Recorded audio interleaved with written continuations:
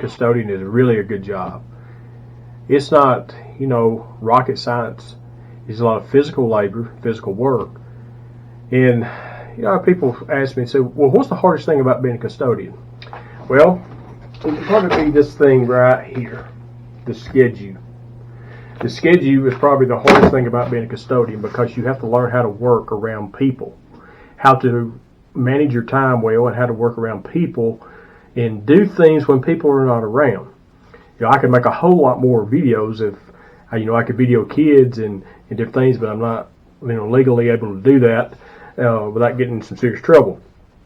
So being able to do things, at a certain time, and I have the privilege, thank goodness, that the principal that I work for, and I've always had this privilege with previous principals of being able to make my own schedule.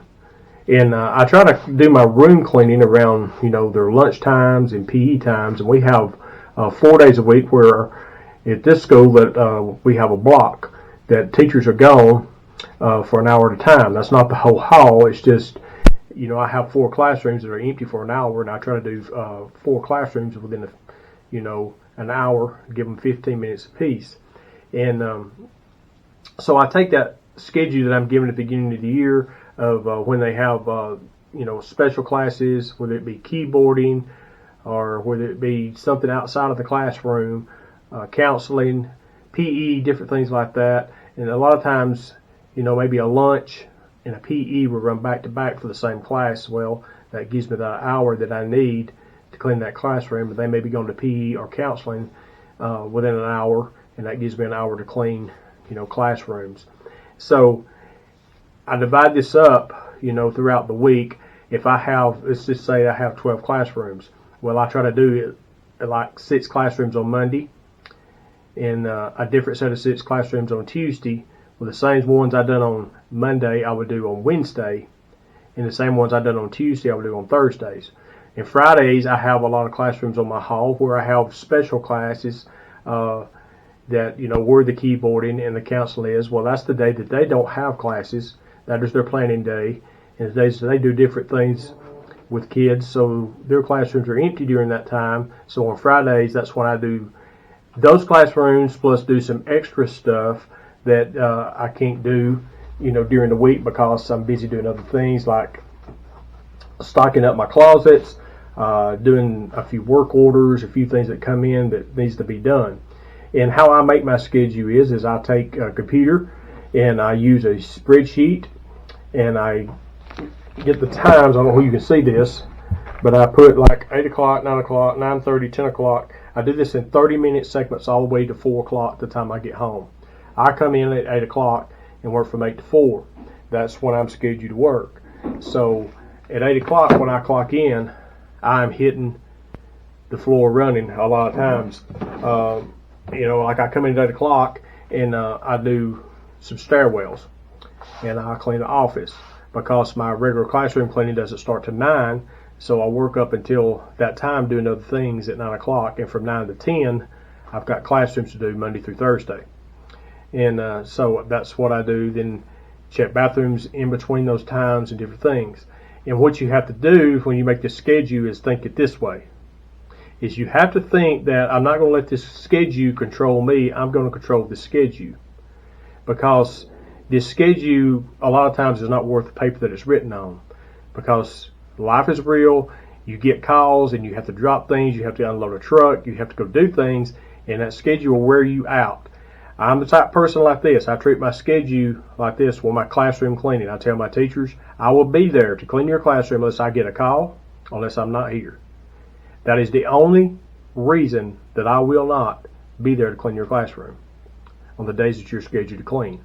Now, if you have something come up and the principal says, hey, we're not having specials today because this is a short day or something's going on, there's a program happening, and we're going to eat lunch in the classrooms today. Well, if I'm scheduled to clean a classroom during their lunch period and they're eating lunch in a classroom, guess what? Their room does not get cleaned that day. If I go in a classroom and they're having a meeting in that room and I can't get in there to clean it, guess what? I don't clean that classroom that day. If I get called during the time of cleaning the classroom to go do something else, go unload a truck or something, it takes the amount of time that I'm supposed to clean the classroom, and that time is eat up for me getting called doing something, guess what? I don't clean that classroom. It'll be there the next time. I used to run around trying to get things done and trying to work really hard to keep up. If I got called and I was gone for 15, 20 minutes, 30 minutes, an hour, trying to work those classrooms in throughout the day to get them caught up. I don't do that anymore. I was wearing myself out. And to be honest with you, it's not that big of a deal. And I have an administrator that understands that.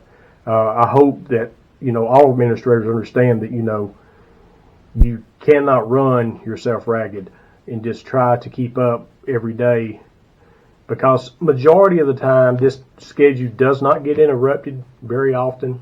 But when it does, I don't stress over it. I just let it go. Because if I miss a room on Monday, I'm going to be in there on Wednesday cleaning it. During holidays, if we have a holiday that's 1 or 2 days, I will clean. Say we're out of school on Monday, and I'm scheduled to work on Monday. I do Monday's classrooms.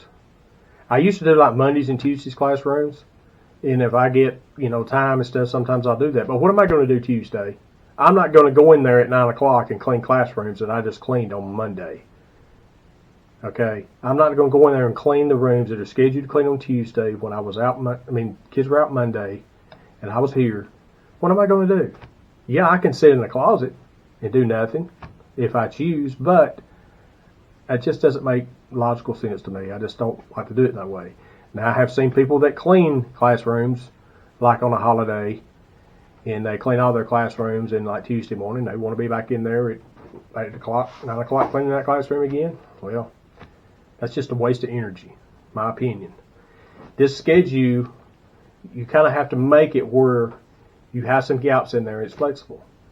I have been doing this for 19 years, and there have been days that I couldn't get things done, and there have been days, day in and day out for several days in a row, where I was running and trying to keep up.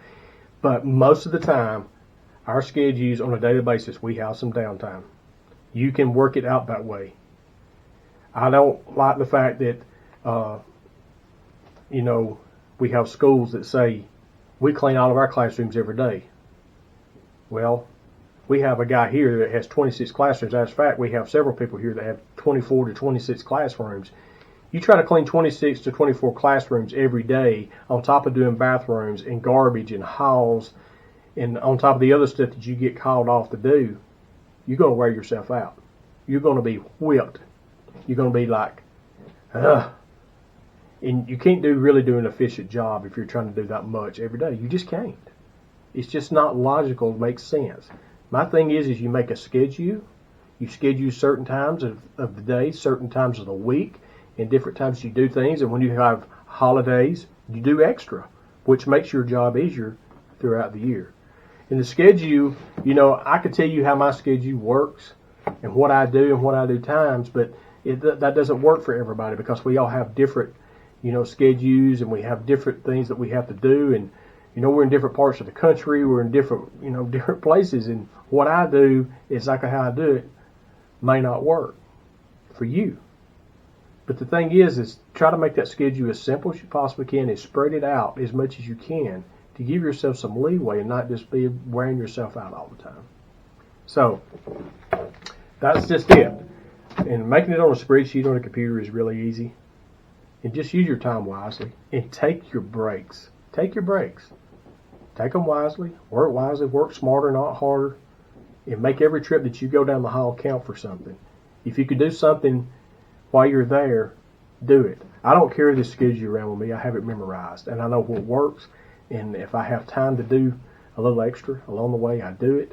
And if that gives me a little extra downtime and a longer lunch break, hey, I'm going to take it. I'm going to do it. Because it all works out in the end, guys. There's some days we're slower than others, and there's some days we're running harder than others. It all works out.